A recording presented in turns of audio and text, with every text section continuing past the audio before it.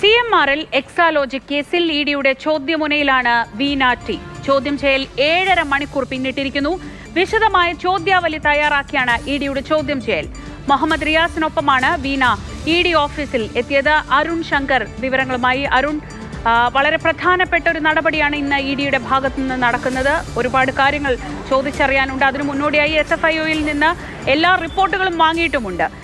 ഇപ്പോൾ ഈ 7.5 മണിക്കൂർ പിന്നിടുമ്പോൾ നമുക്ക് എന്തെങ്കിലും സൂചനകൾ അകത്തു നിന്ന് ലഭിക്കുന്നുണ്ടോ? ചോദ്യം ചെയ്യൽ അവസാന മണിക്കൂറിലേക്ക് കടന്നു എന്നുള്ളതാണ് മനസ്സിലാവുന്നത്. ഏത് സമയം വേണമെങ്കിലും വീണ ടി ചോദ്യം ചെയ്യൽ പൂർത്തിയാക്കിയ ശേഷം പുറത്തു വരാനുള്ള സാധ്യതയുണ്ട്. വലിയൊരു മാധ്യമ പട തന്നെ ഇഡി ഓഫീസിന് മുന്നിൽ ഇപ്പോൾ കാത്തു നിൽക്കുകയാണ്. രാവിലെ 10 കൂടിയാണ് ഭർത്താവ് മുഹമ്മദ് റിയാസിനോടൊപ്പം വീണ ടി ഇഡി ഓഫീസിലേക്ക് ചോദ്യം ചെയ്യലിന് വേണ്ടിയിട്ട് എത്തിയത്.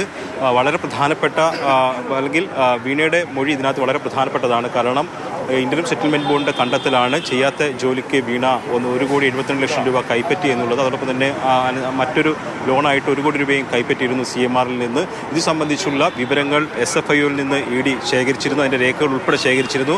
അതുൾപ്പെടെ വെച്ചുകൊണ്ടുള്ള ചോദ്യം ചെയ്യലാണ് നടക്കുന്നത്. കഴിഞ്ഞ ദിവസം CMRL ഉദ്യോഗസ്ഥരെയും അതോടൊപ്പം തന്നെ ഉടമകളെയും ഒക്കെ തന്നെ ചോദ്യം ചെയ്തിരുന്നു. അവരിൽ നിന്ന് കൂടി ലഭിച്ച വിവരത്തിൻ്റെ അടിസ്ഥാനത്തിലാണ് വീണയെ ചോദ്യം ചെയ്യുന്നത്. ചോദ്യം ചെയ്യൽ എന്തൊക്കെ വിവരങ്ങൾ ലഭിച്ചു എന്നത് സംബന്ധിച്ച് പിന്നീട് മാത്രമേ വിവരങ്ങൾ ലഭ്യമാവുകയുള്ളൂ. എന്തായാലും ഈ കേസിൽ വളരെ പ്രധാനപ്പെട്ട ചോദ്യം ചെയ്യലാണ് നടക്കുന്നത്. ആദ്യം കഴിഞ്ഞ ആഴ്ച ചോദ്യം ചെയ്യലിന് ഹാജരാകാൻ വേണ്ടി വീണയോട് ആവശ്യപ്പെട്ടപ്പോൾ ആരോഗ്യ കാരണങ്ങൾ പറഞ്ഞ് ഒഴിഞ്ഞു മാറുകയായിരുന്നു. ഇപ്പോൾ രണ്ടാമത് നോട്ടീസ് നൽകിയപ്പോഴാണ് ഇന്ന് രാവിലെ ഹാജരായിരിക്കുന്നത്. ഇപ്പോൾ ചോദ്യം ചെയ്യൽ അവസാന ഘട്ടത്തിലേക്ക് കടന്നിരിക്കുകയാണ്. 6:30 കൂടി ചോദ്യം ചെയ്യൽ പൂർത്തിയാകും എന്നുള്ളതാണ് ഇഡി ഉദ്യോഗസ്ഥർ വ്യക്തമാക്കുന്നത്.